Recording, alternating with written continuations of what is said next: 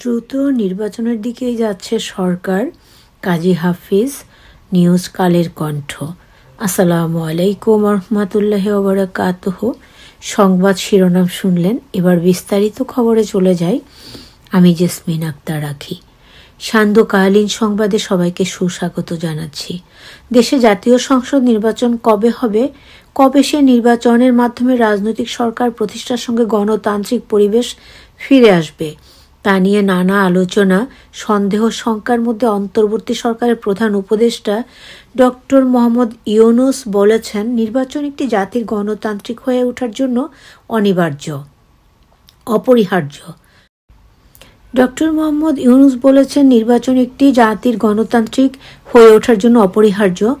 যত দ্রুত সম্ভব এবছরের শেষ দিকে ভোট গ্রহণ অনুষ্ঠিত হতে পারে। জাপানের সরকারি টেলিভিশন NHK-কে গত বুধবার দেয়া একান্ত সাক্ষাৎকারে তিনি এসব কথা জানান। এর আগে গত 16 ডিসেম্বর বিজয় দিবসে জাতির উদ্দেশ্যে ভাষণ দেন প্রধান উপদেষ্টা। জাতীয় সংসদ নির্বাচনের একটি সম্ভাব্য সময় তুলে ধরেন। তিনি চলতি বছরের শেষ দিকে বা 2026 সালের প্রথমার্ধে জাতীয় নির্বাচনের কথা বলেন। পরদিন প্রধান উপদেষ্টার প্রেস সচিব জানান, 2026 সালের প্রথমার্ধে জাতীয় নির্বাচন হতে পারে। বিজয় দিবসে প্রধান উপদেষ্টার বক্তব্যের পর নির্বাচন কমিশন জানায়, জাতীয় নির্বাচনের প্রস্তুতি শুরু হয়েছে। গত 17 ডিসেম্বর প্রধান নির্বাচন কমিশনার CEC-AM নাসির উদ্দিন সাংবাদিকদের সঙ্গে আলাপকালে বলেন, জাতীয় নির্বাচনের জন্য পুরোপুরি প্রস্তুত কমিশন।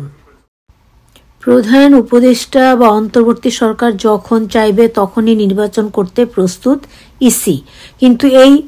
কিন্তু NHK-কে দেয়া গত বুধবারের ওই সাক্ষাৎকারে প্রধান উপদেষ্টা 2026 সালের প্রথমার্ধে এই বর্ধিত সময়সীমা থেকে সরে এসেছেন বলে অনেকের ধারণা। যদিও একই দিনে প্রধান উপদেষ্টা প্রেস সচিব শফিকুল আলম বলেছেন, আগামী জাতীয় নির্বাচন এবছরের শেষ নাগাদ নাকি আগামী বছরের জুনের মধ্যে হবে তা নির্ভর করে জুলাই চার্টারের উপর। জুলাই চার্টার হচ্ছে রাষ্ট্র সংস্কারে গঠিত নির্বাচন ব্যবস্থা ও সংবিধান সংস্কার কমিশন সহ 6টি কমিশনের গ্রহণযোগ্য সুপারিশগুলো সম্পর্কে ঐক্যমত কমিশন এর মাধ্যমে রাজনৈতিক দলগুলোর একমত হওয়া। কিন্তু এই কাজটি সম্পন্ন করার সময়সীমাও নির্ধারিত নেই। প্রধান উপদেষ্টার ওই সাক্ষাৎকারের দিন রাতেই দেশজুড়ে আইন শৃঙ্খলা রক্ষা বাহিনীর নিয়ন্ত্রণের বাইরে ছাত্র জনতার বিক্ষুব্ধ আচরণের ঘটনা ঘটে। ছাত্র জনতার অভ্যুত্থানে প্রধানমন্ত্রী পদ ও দেশ ছেড়ে ভারতে আশ্রয় নেয়া পতিত স্বৈরশাসক শেখ হাসিনা ও তার দোসরদেরকে উস্কানিমূলক আচরণ, জুলাই আগস্টের রক্তক্ষয়ী ছাত্র জনতা অভ্যুত্থান সম্পর্কে অশালীন ও আপত্তিকর মন্তব্য দেশের জনগণের মধ্যে তীব্র ক্ষোভ ও ক্রোধের জন্ম দেয়।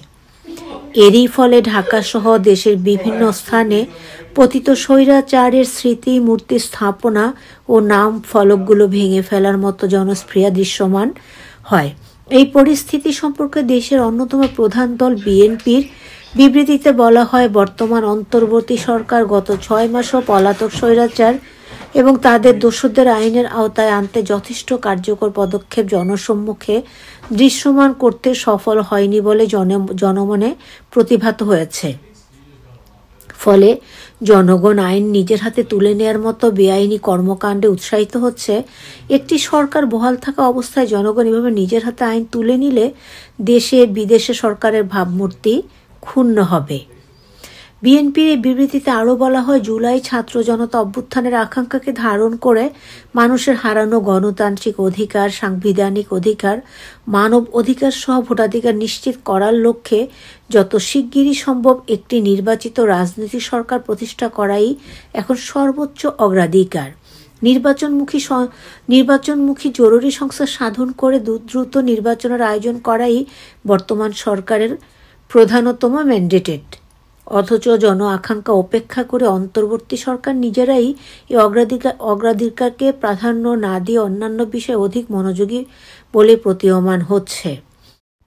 এদিকে NHK-কে দেওয়া সাক্ষাৎকারে প্রধান উপদেষ্টা আরও বলেন, নির্বাচন অনুষ্ঠিত হওয়ার পর নির্বাচিত নতুন সরকারের সঙ্গে কাজ করার জন্য নিরাপদ ও সুদৃঢ় ভিত্তি তৈরি করতে থাকবে। তৈরি থাকবে। নির্বাচন আগামী ডিসেম্বরের দিকে হতে পারে এমন একটি ধারণা পাওয়া যায় গত বছর সেপ্টেম্বরে। বার্তা সংস্থা রয়টার্সের ওয়েবসাইটে গত 24শে সেপ্টেম্বর সেনাপ্রধান জেনারেল ওয়াকারুজ্জামানের একটি বিশেষ সাক্ষাৎকার প্রতিবেদন আকারে প্রকাশিত হয়। তাতে বলা হয়, গুরুত্বপূর্ণ সংস্কার সম্পন্ন করে 18 মাস বা 1.5 বছরের মধ্যে নির্বাচনের লক্ষ্যে ডক্টর মোহাম্মদ ইউনূসের নেতৃত্বে অন্তর্বর্তী সরকারকে যে কোনো পরিস্থিতিতে পূর্ণ সহায়তায় প্রতিশ্রুতি দিয়েছেন জেনারেল ওয়াকারুজ্জামান। কিন্তু এই সময়ের মধ্যে রাষ্ট্র সংস্কারের প্রত্যাশিত কাজ সম্পন্ন হবে কিনা সে প্রশ্ন ওঠে এবং বিভিন্ন রাজনৈতিক দল, বৈষম্য বিরোধী ছাত্র আন্দোলন এবং বিশিষ্ট নাগরিকদের মধ্য থেকে দ্রুত নির্বাচন নিয়ে ভিন্নমত প্রকাশের ঘটনা ঘটে। বৈষম্য বিরোধী ছাত্র আন্দোলন অন্তর্বর্তী সরকার গঠনের আগেই জানিয়েছিল তারা রাষ্ট্র সংস্কারের পর নির্বাচন চায়। কিন্তু বিএনপিও তাদের সমমনা দলগুলো ক্রমেই দ্রুত নির্বাচনের দাবি জোরদার করে।